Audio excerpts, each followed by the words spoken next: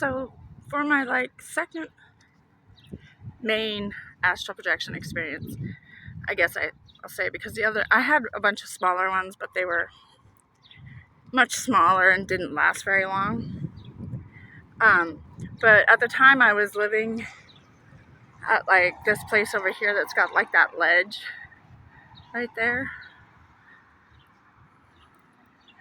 And as soon as I realized that I was out of my body, I just ran straight through the door and then out that ledge where there's that ledge there.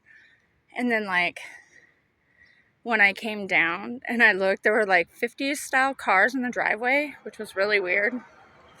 And then so I started to walk around, and then I saw this little kid. He was crying and I think it was the driver's side door open, and he was sitting there crying, and I felt bad for him, so I went over and gave him a hug because I felt like he needed somebody to tell him that he loved him or something.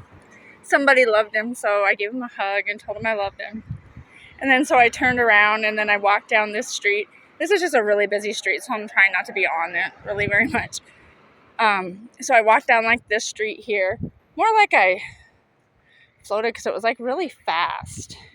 It was not slow because it was the next thing I knew I was at that house with all the bushes on it, and I heard these girls singing inside, and I looked, and you could see that the screen door was closed, but the other door was open so you could see inside. And there was these 3 girls that were singing, and they were singing Ring Around the Rosie or whatever. And I walked up to the door, and they stopped and looked at me, and I was like, hi, I wanted to know what year it was. And they were and they gave me this weird blank stare.